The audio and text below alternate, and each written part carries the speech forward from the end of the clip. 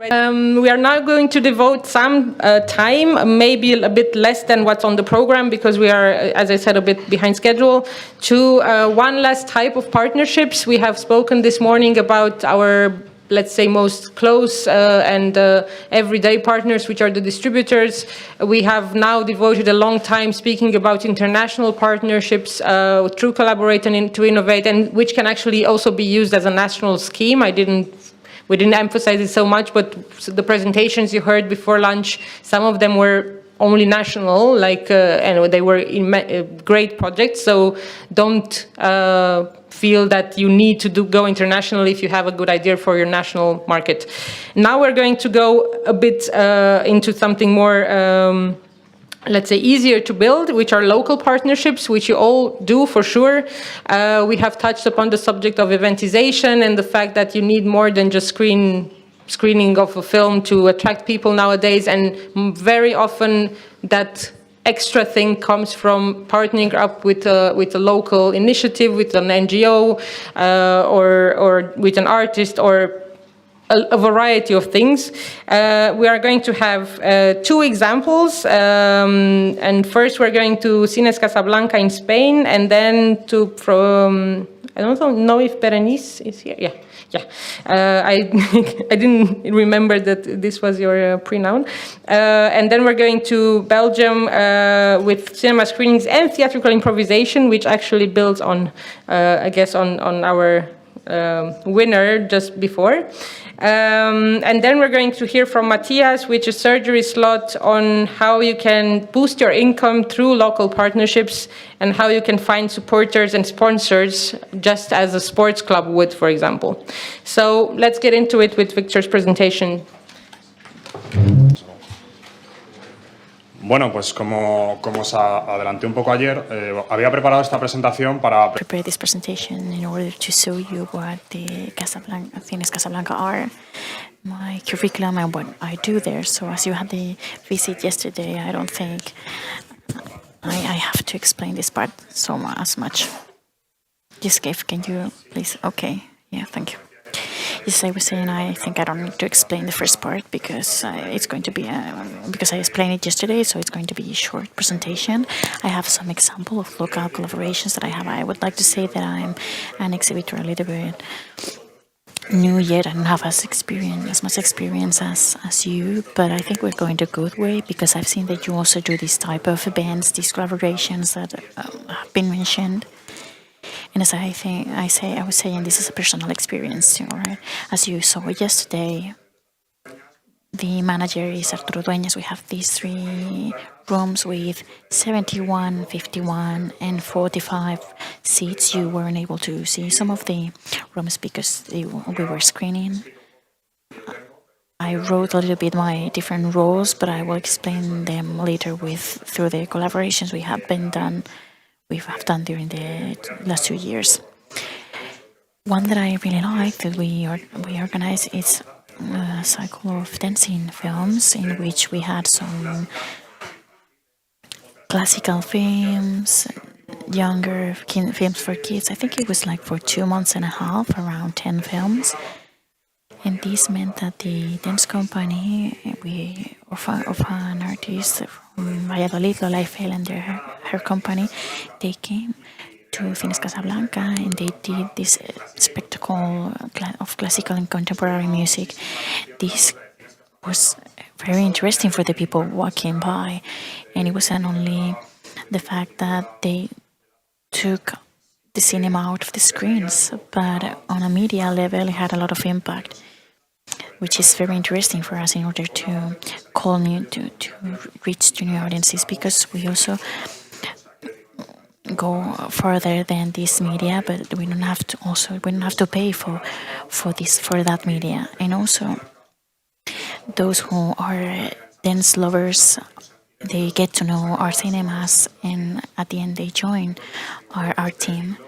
And specifically this program went quite all right, except for a few screenings that it was harder to reach the audience. For example, the ones for kids, I think were 2 screenings were harder to get to the audience.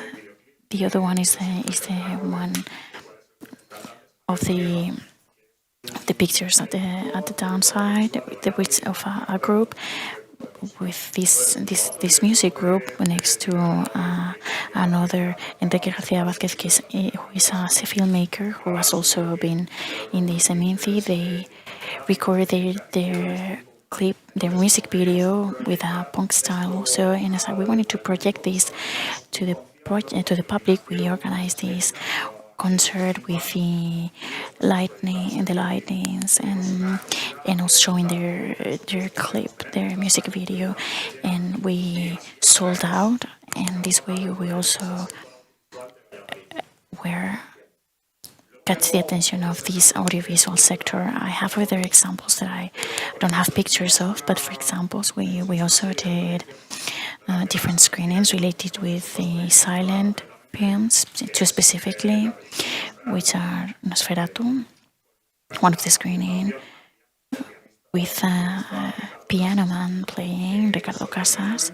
Surprisingly, this one, it wasn't my idea, it was Arturo's idea with the piano man, and we sold out so much that we had to repeat it a week later. And the vision of having the piano inside the room, it was impressive. And as it was mentioned before, we also collaborate with NGOs, because one of the roles that we have in Cines Casablanca when they reopen is not only dynamizing the local economy, but also collaborating with social agents. For example, this week and the last week, we were screening with an NGO specific films. Last Wednesday was with non-accompanied minors, and the week before it was about people at risk of being excluded from the society. So this allows the NGOs to have a Q&A, but also to raise awareness to our audience, right? It's a win-to-win. Another programming that worked pretty good was the Palestine programming, that I think that now it's a very good timing due to the situation that we have. The Palestine Association that we have here, they gave us, share with us some films, and the money that we raised, the commitment of the association was amazing. And I think the Cines Embajador partners are not here, but we have a common program with JL and Beatriz that about once a month or once every 2 months we have like this tasting of few short films, for example, that are linked to a specific theme, for example, horror or summer or winter, about Mother's Day or Women's Day. And through this event we can reach, or we can bring these short films to our audiences. All these different events, at least during the time I've been in Cines Casablanca, I classify them into different parts. One is attraction ones that allow us to reach new audiences, for example, dancing, NGOs, the Palestine program. These allow us to get better known, but also other events that we do and you all do is the cinema production is closer to our audiences and bringing, for example, directors from the whole country, and this was very valued by our audiences. And another hypothesis that I've been talking with some of you is that when a director comes to talk about their film and do a Q&A, the box office, the tickets that we sell increase exponentially, because at least the audience, or at least mine, they create this link with the audience, the director with the audience, and they spread the word with their setting, with their context, with their family. You have to watch this film due to the director, due to the sounds, due to the pictures, and I think this is very enriching for the Cinemas Casablanca. And part of this, of course, is because of the job of Arturo Dueñas, and we talk with the director, the professional who's going to come. We do this presentation, and then we have after the film we have this Q&A about half an hour or 45 minutes, and finally, as you saw yesterday, we have all the poster signs, because we asked them to sign in these posters, and we save them as a museum, right, for our cinemas, and then we start again. And this is the national collaborations that we have.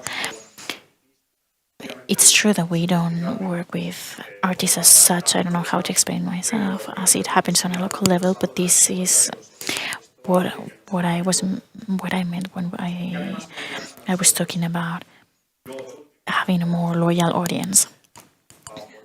And finally, international collaborations with other artists, because we are not that good yet, because we still are new.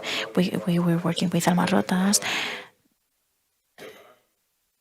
Horacio Alcalá, international artists that we've been working again. I think we had someone from Germany. It was Elena Waitman, who came to present her film, and also trying to make the cinema more international, and also that the outside get to know us. And something that is very valued to, and this is my personal experience up till now, and that would basically be it. Thank you.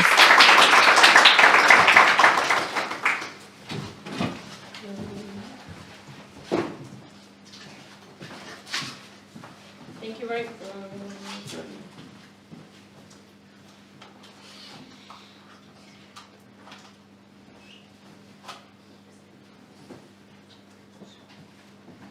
Thank you very much, Victor.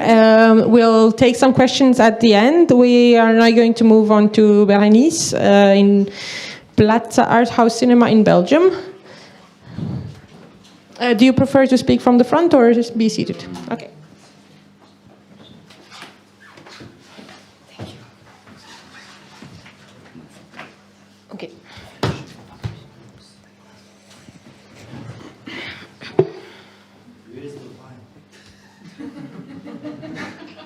Sorry, what? Okay. So I'm going to talk to you about cinema screening preceded by theatrical improvisation that we organize in this summer at the Plaza Arthouse Cinema, where I work. In the summer, the town where I live, Mons, is fairly quiet. A lot of people are going on holiday, and it's a time of the year when there are the fewest people in the cinema. So we decided to organize a fun, friendly summer event that could be held partly outdoor.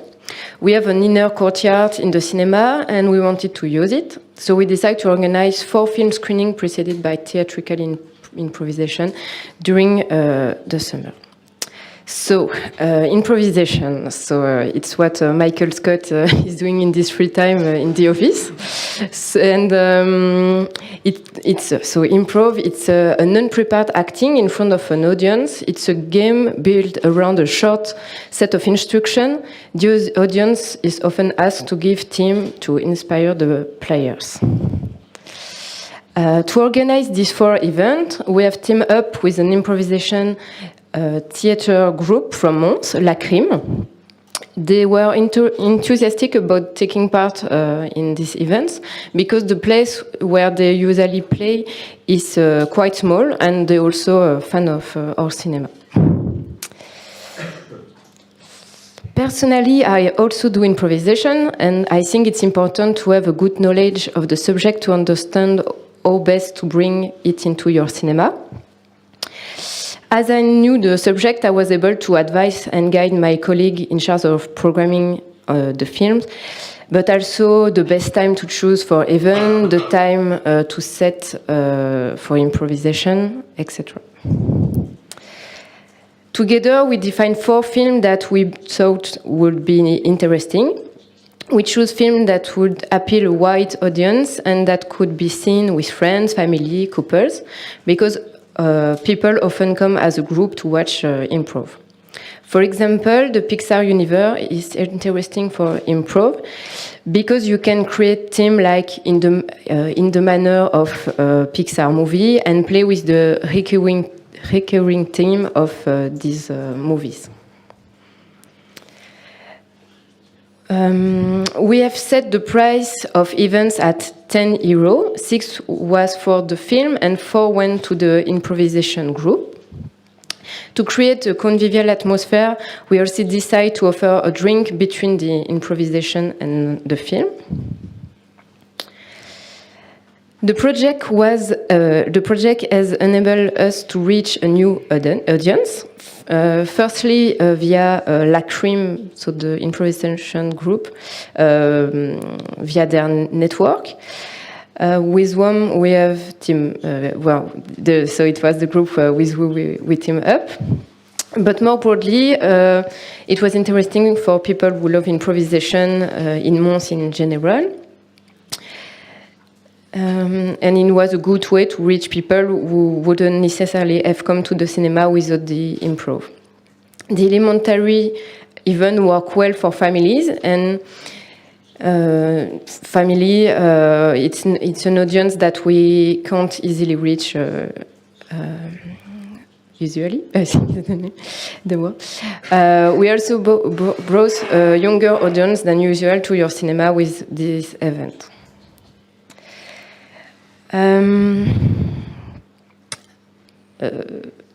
Yes. As I was saying, this project brings us new people at the cinema. But the improvisation also gave the audience a chance to revise the code of certain directors, the codes of Pixar Studio, for example, and the style of certain actors who play in the film, who were proposed during those events. Another positive aspect of improv is that it allowed the audience to participate, which is not usually the case when you go to the cinema. The public also appreciates being able to attend events partly outdoors. The results of these 4 events over the summer were very positive. We brought a lot of people to the cinema in what is usually a quiet period. We use our interior courtyard to offer an unusual event and an experience that cannot be had at home while watching Netflix, for example. The project didn't cost us much because we didn't need any special equipment and we had the resource in-house. The event worked with communication from our cinema and our partner, the improvisation group. The event was also covered by local press. So we are thinking to organize improv each month from January, the next January, but indoors, of course. So that's it. Thank you for your attention.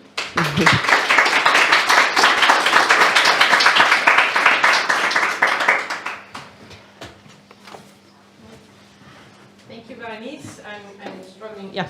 And now we're going to the surgery slot, and we ask Mattias Sommar from Sweden, from the Red Mill. It's Red Mill, right?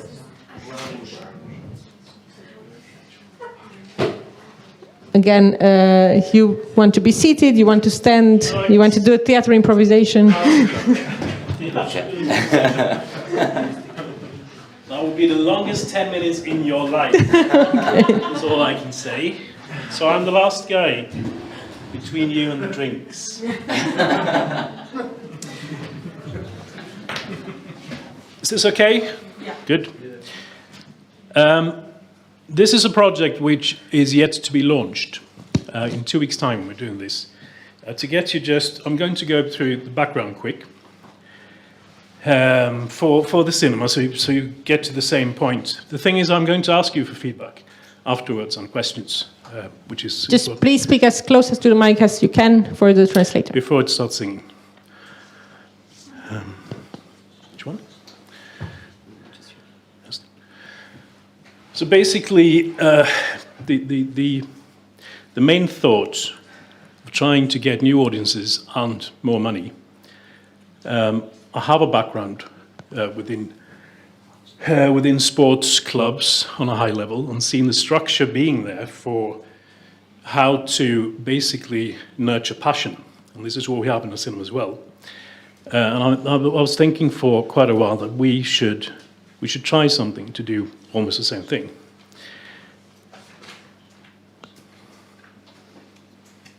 Quick background. The cinema is in a small town in Sweden, South Sweden, small population. The background I'll go through quick. So this is just to get the setting of the place we are, which could be useful for finding other people who's in the same spot. It's an old theatre from 1918. It was considered a left-wing theatre for quite a long time. We got 2 theatres, screening salons. Wow, it's kind of introduction. Right, summer 2021.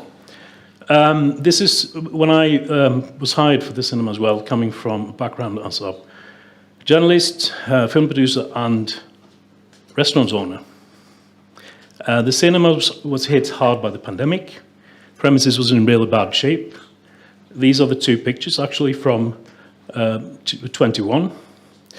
The long-term lease was about to go out, for a 5-year lease, and the landlord had people coming to buy the building and shut the cinema down.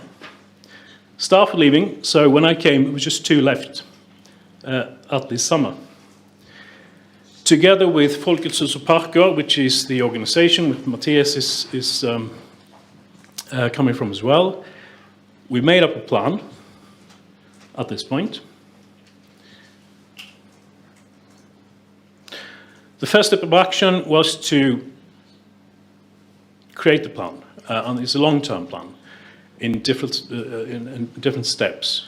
So we started with widening the place from just being a cinema to a little bit more. It was also the kind of money we had at the time as our proposal. We started with a stage to get music in, to get stand-up in. We wanted to build a lobby bar on the first floor and a restaurant on the second floor. We wanted to have food and drinks, which is unusual in Sweden because the laws are so strict connected to alcohol. We secured finance for this. When we had secured the finance for this by loaning money and getting basically the landlord and persuade him to keep the cinema, we showed him what we wanted to do with it, and he was excited. He thought that this is a good idea. It's a good spot. It's a good thing to do at a time like that. So he was on, and that was of course very important. He was on the project. Second step, securing the final finance. We're building the lobby bar, which is downstairs. That's exactly the same spot you see on the first and the second picture. The second one is afterwards. We launched a loyal customer card. We've seen that before as well. That was part of the long-term plan as well.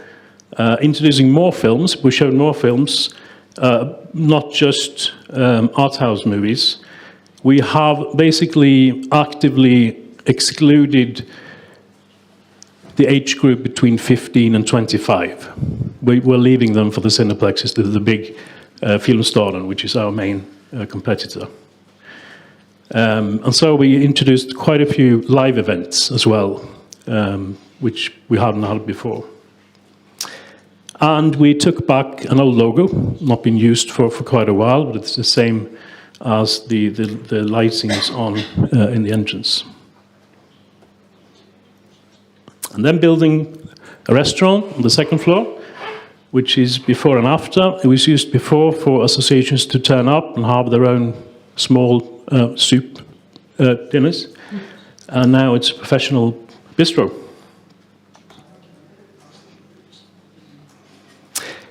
This is the background, leads us up to this project, which is the cinema network.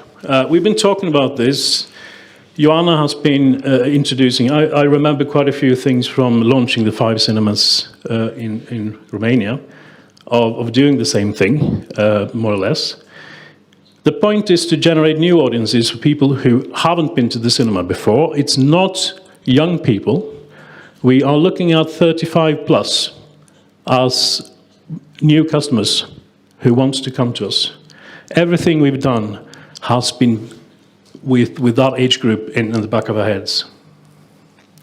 We want to get cooperation in the cultural family in Helsingborg as well, and to be one of the big non-tax funded cultural places who can be the leader of it.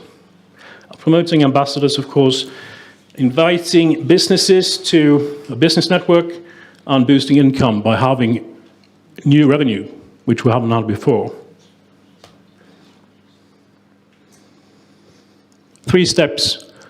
Like a sports club, 3 different steps. The first one is the people, everyday people, cinema goers. They buy the loyalty card, and by that they are a member of the cinema network. That's it. You become treated as a VIP. You can buy tickets before everyone else. You're part of an online advisory board where we can go out and ask questions. And we also have, for the network, we have two nights a year. We have a big event, a big live event with music, stand-up comedy, and we also present what is going to happen for the next 6 months. In terms of cinema trailers, in terms of theatrical announcements, together with the other cultural stages in Helsingborg. The second one is working closely with the associations, the non-profit cultural bodies in Helsingborg as well.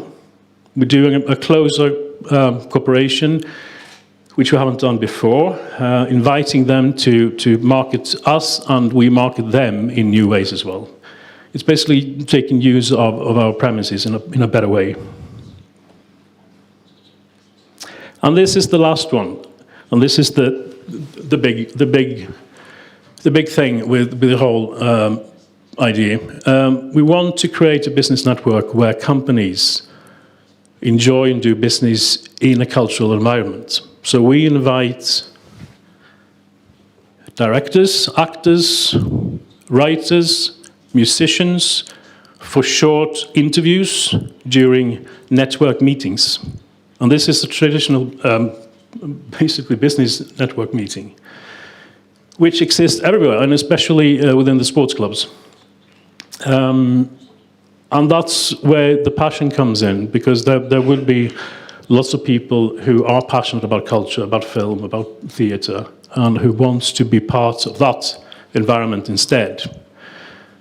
So I've made a list of 50 companies. I've contacted 10 of them. We're going to launch this in 2 weeks' time, and we have 6 companies who signed up already. They think it's a brilliant idea. They want to be and do the business in that environment. So the companies, they buy tickets for their employee. So they can buy 100 tickets or 200 tickets for the company, together with, in our case, with food and drinks. So this is as an alternative to buy VIP places in a sports stadium. And so far, the feedback from those companies has been this is a really good, people can choose themselves what films they want to watch, and everyone in the company is included rather than just the sports interested. So, in 2 weeks' time we go official. I'm still doing the last legal bits with contracts and everything, because there are many new pit holes to try and avoid. I've just taken a few of them out here. Are you selling the soul of the cinema? We have integrity issues. Do we have commercials? We don't have commercials. But in our package, in our contract with the companies, we will have a picture on the screen, which says something in the line with we sponsor the local cultural life of Helsingborg and the company logo.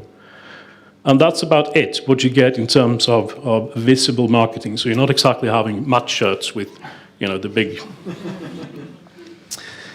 how much money do you think it would cost to become a sponsor as a company? What's just a suggestion? If you're a company and you want to be a sponsor, and you pay an annual fee to be part of the business networks on the 2 big nights, how much do you think we have planned to charge? Just make a guess for a company in euro. No one? 500? 2,500. No, 500. No, 2 before it. No, but so you're guessing 500 euros. Yeah. We have been charging 2,500. Okay, right. And we've got 6 who said yes to it. It's exclusive for your branch, so you can't have, for instance, 2 banks in the same network. That's quite important for the businesses. So we have set a limit for 50 companies in total, which could, generate quite a few money, not just from the sponsor, but from them actually activating their employees to come to us, and that is brand new people for us. They've never been to the cinema at all. There will be possible legal issues. We've already said no to a couple of organizations, like political parties, who wants to be on. We had a long debate whether to include the Church of Sweden. That was an email discussion for 3 weeks. So in the end, we came to the conclusion that we've set up values, and our values, our company values for the cinema. And as long as you can sign them, then you're fine. So the Church of Sweden is on board. So we have God's light to help us out in the beginning, which we'll need, quite possibly. But it's exciting. People are excited. I didn't expect that from the beginning, but I talked to them and they said this is a good thing. This is a good alternative to just relying on taxpayers' money, which is the big debate now in Sweden as well, because they're cutting down funds dramatically, and we need to find new things to get money in to survive. So that's it. Sorry.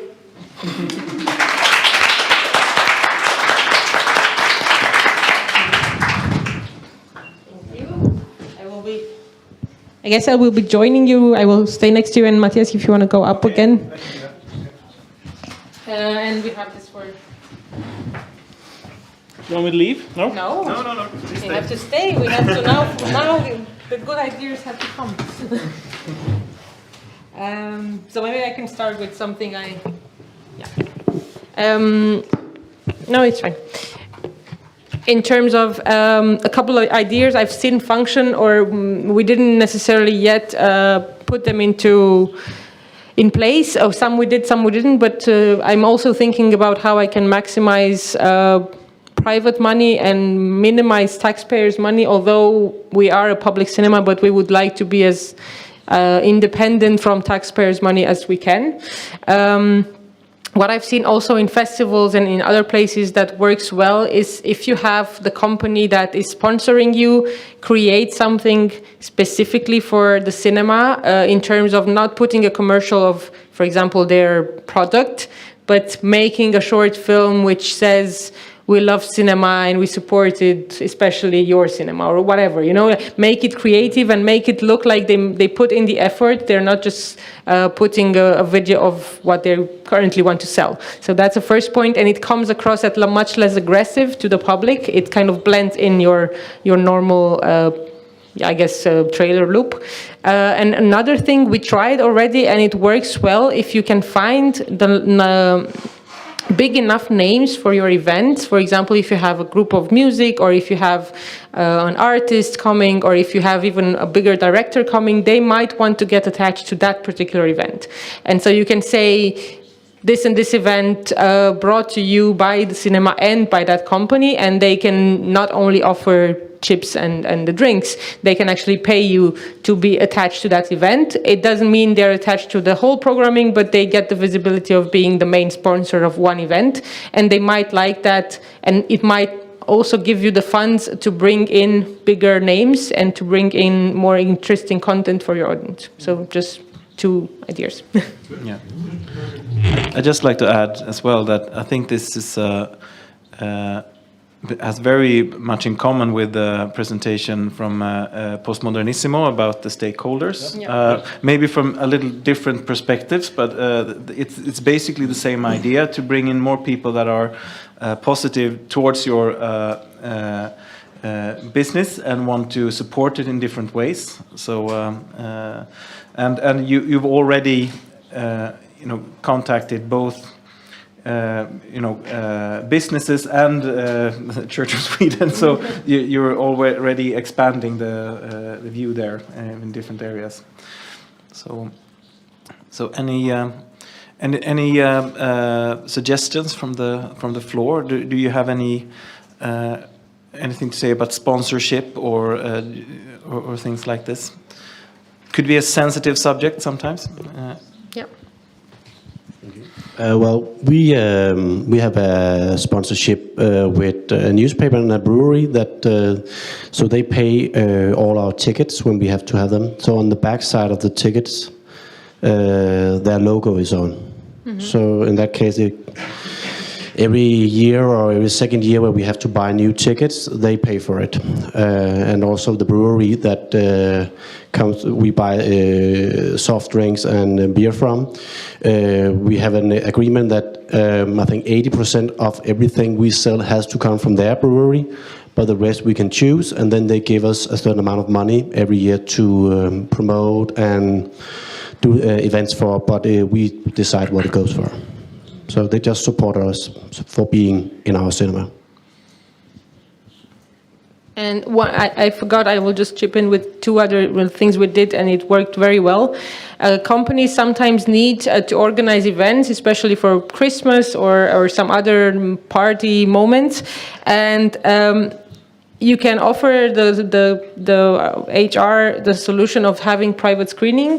That is quite fast, quite forward, and it's, of course, they will pay more than the price of the tickets. But what we tried, and it worked well, it's going to the soft spot, offering them to host the kids. A kid moment for Christmas, specifically for the employees and their children. So you organize a show, it doesn't have to be film, it can be something else. Maybe it's even better if it's a theater play, and it's for that company and the kids. So that's something they really respond to, because they all want to have this image that they're a family-oriented company and they care for their employees and their kids. So you can just go for the, for the soft spot, and we did it, and it becomes a problem if they want to do it all the time or every year, if you don't have the space. But if you do have the space and you can do it in the mornings, that's easy money to be had. That's a great suggestion. We have as well. We have a good card up our sleeves, because when I contact the companies now, I can offer them a whole day of conference with all the possible the screening technique and equipment, and that for half price.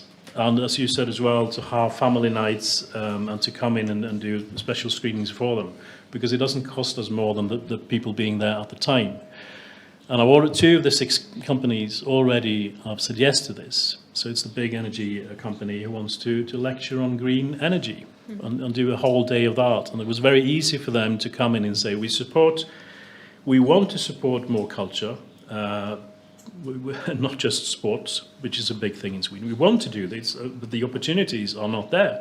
Mm-hmm. So this was a very quick call for them. They called back the day after and said, we're in, because of that deal to use the daytime hours. Mm-hmm. So that's right. It's a very good idea. I think, the main thing is where to draw the line, where you think, like you said in the presentation, where it becomes that you're sort of gnawing away at the soul of your cinema. If the comparison to sports clubs, you have the O2 Arena, or all the arenas are now branded like that. It could be a problem if you're the IKEA Röda Kvarn of Helsingborg. That might not ring as well with the. But at the other hand, I know there's a Hungarian film festival called Jameson Whiskey something film festival. Yes. It's been done. It might be problematic. Jameson were pulled out from it. Okay. So because it was in Miskolc, I think, yeah. And Cines for long years Yeah, because it was, yeah. And now the main sponsor is National Film Institute. That's my tax money. Okay. Yeah, okay. Okay, you know, good and bad, yeah. I have a question. Does these companies have a tax reductions in relating to your investing in the culture? Nope. But we are actually actively trying to make the government pass a law like that. You can't do it today. You should be able to do it in culture and sports, we think. So we're writing to the politicians to actually take it up. It's been on the table several times, but not really to the extent where you make a decision.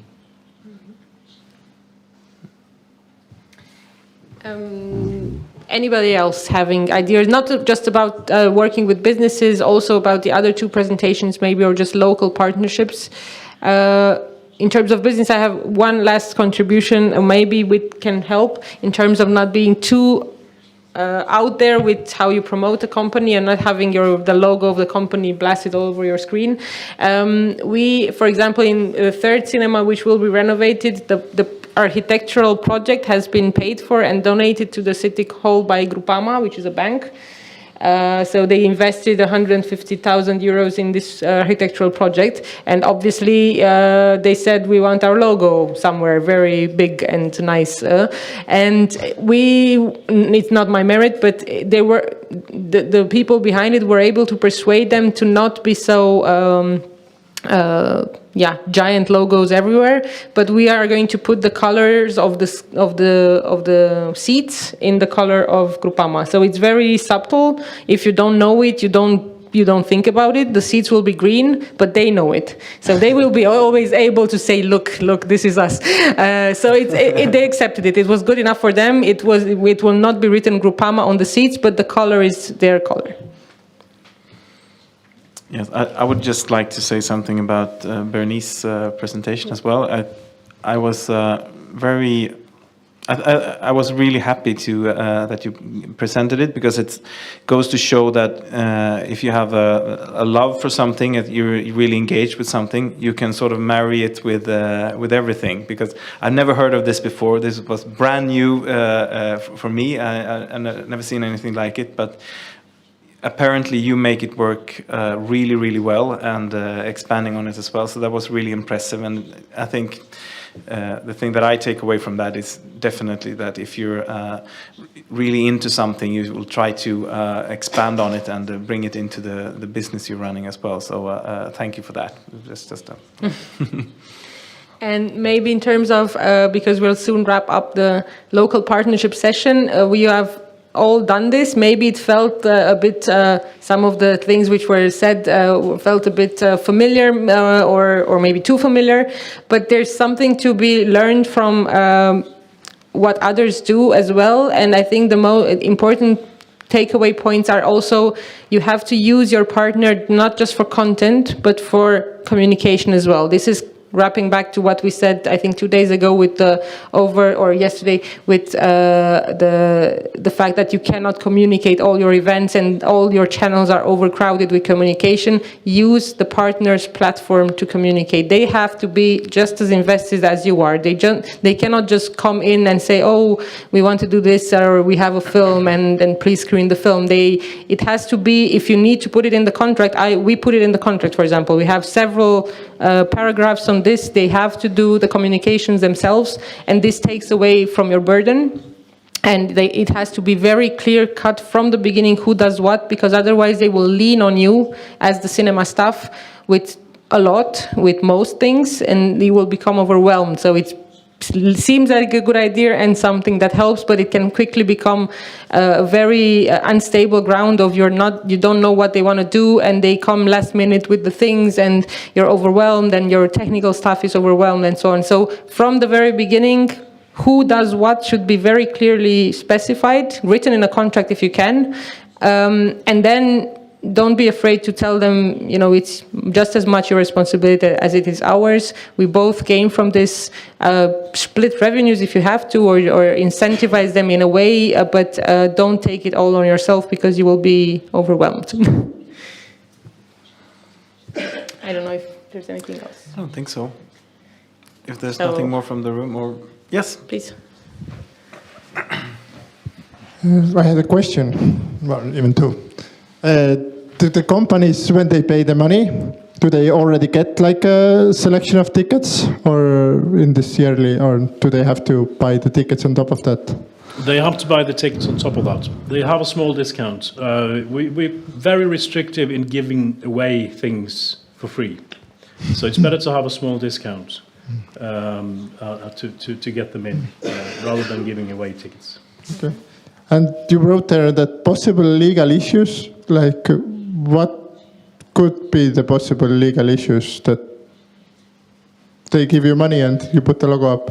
No, we your friend. Well, it's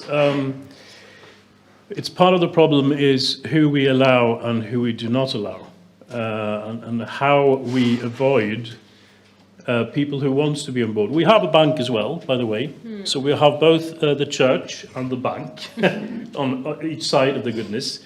And that is, if someone wants to be part of a network, and it's an official network, we must have the right to say no for companies we don't want to be included. And it's not just as easy legally for us to say we choose, we have to present a reason for it. In terms of discrimination, and because we are also we have a public funding from the local authorities, and when we have that, we're also under scrutiny all the time if we say no to people who are supposed to be, everyone's taxpayers' money. So we need, and we haven't, sorted that paragraph out technically. We need to have the legal right to say, no, we don't want you. And that can be an issue. Is it because you can the state can say that you're not, you're turning away revenue, or is it that they can say you're discrimination of competition and stuff like this? Okay, yes. So they're paying the fair price and you still don't want them, so you're kind of discriminating them. We have a price list, and this is what it costs, and it's public. Everyone can see it. And if we're then saying, no, you cannot buy from us. If you go into a shop and you want to buy a coffee, and it says, no, I don't want you to buy the coffee. There's this discrimination. Yeah. So we need to get it right. Yeah. Okay, thank you. Public, how to say, public show, or it's private, right? The cinema? The cinema, yes. The cinema is, it's a shareholding company which is owned by a non-profit organization, which is Folkets Hus and Parker, which is no state involved in the ownership. No. So you apply for funding for at the tender. The local authorities the municipality. Yes, but the municipality. So you apply like every other organization. Every year. Every year. We get a small fund. About 10% of our costs is covered by Helsingborg, the city of Helsingborg. And because of 10%, you are so responsible to the municipality? Yes. It's quite a commitment. When you receive, it's big money in the cultural world that we receive. So there's a long list of things we have to do because we get taxpayers' money. Okay, thank you. Like for instance, if you would allow one political party to rent your cinema to host a meeting, then you would have to allow all political parties from left to right, no matter where you stand in that issue. So it's that's one of the things. Yeah. Yeah.